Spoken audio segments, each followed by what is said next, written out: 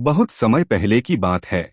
यह कथा है राजा जयसिंह की, जिनके पास सब कुछ था, शक्ति, वैभव और 6 पत्नियां, पर संतान सुख का अभाव था। महल की चमक फीकी लगती थी क्योंकि उत्तराधिकारी नहीं था। राजा और रानियों ने यज्ञ, तप और पूजा सब कर लिए, पर नतीजा शून्य।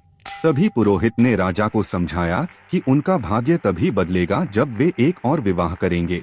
राजा अनिच्छा से मान गए और मोहिनी जैसी सुंदर कन्या राजलक्ष्मी से विवाह कर लिया। विवाह के बाद महल में उत्सव मनाया गया। कुछ समय बीता और राजलक्ष्मी गर्भवती हुई। राजा जयसिंह के चेहरे पर वर्षों बाद मुस्कान लौटी, लेकिन महल की बड़ी रानियों के दिल में ईर्ष्या की आग जल उठी। उन्हें लगा कि अब उनका स्थान और महत्व खत्म हो जाएगा। उन्होंने आपस में मिलकर एक षड्यंत्र रचा। इसी बीच राजा युद्ध पर निकल गए।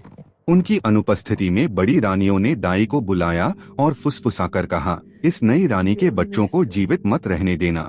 राजा की ममता केवल हमें ही मिलनी चाहिए। दाई धन और लालच में उनकी बात मान गई। राजलक्ष्मी प्रसव पीड़ा में थीं। दाई ने उनकी मदद की और देखते ही देखते 7 सुंदर बालकों का जन्म हुआ। राजलक्ष्मी की आंखों में आंसू छलक आए। खुशी और ममता से भरी वह अपने बच्चों को देख रही थीं। लेकिन तभी दाई ने उन शिशुओं को झोली में डाला और जंगल की ओर ले चली। राजलक्ष्मी ने रोकर कहा, मेरे बच्चे, मेरे लाल कहाँ ले जा रही हो? दाई ने झूठ बोला, महारानी, यह तो शापित ईंट और पत्थर निकले हैं। और वह निर्दयी 7 नवजातों को जंगल में गड्ढे में दबा आई। कुछ दिनों बाद राजा युद्ध से लौटे। बड़ी रानियों ने झूठी खबर दी कि राजलक्ष्मी ने ईंट और पत्थरों को जन्म दिया। यह सुनकर राजा जयसिंह का दिल टूट गया। वे क्रोधित हो उठे और राजलक्ष्मी को अपमानित करते हुए आदेश दिया, अब से यह नौकरानी की तरह रहेगी। बेचारी रानी राजलक्ष्मी टूट गईं, परंतु उन्होंने कोई विरोध नहीं किया।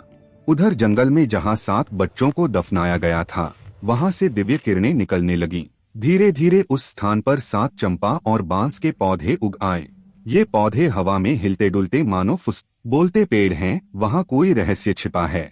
यह सुनकर राजा आश्चर्यचकित हुए और स्वयं वहां जाने का निश्चय किया। राजा जंगल पहुँचे।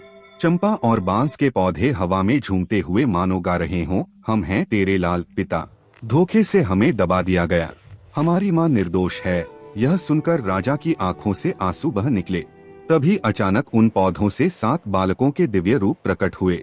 राजा सत्य जानकर पश्चाताप से भर उठे। उन्होंने तुरंत राजलक्ष्मी को सम्मान पूर्वक वापस रानी का स्थान दिया। दाई और दुष्ट रानियों को कठोर दंड दिया गया। महल में 7 बच्चों के जन्म का उत्सव मनाया गया।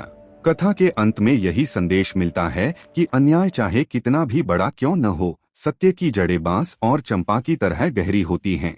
समय आने पर वही सत्य सबके सामने खिल उठता है और झूठ, चाहे कितनी ही चालाकी से बोया जाए, नष्ट हो जाता है।